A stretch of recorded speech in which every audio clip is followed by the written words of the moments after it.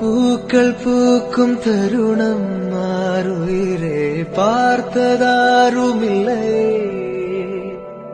புலரும் காலை பொழுதை முழுமதையும் பிறந்த போவதில்லையே. நேற்று வரை நேரம் போகவில்லையே.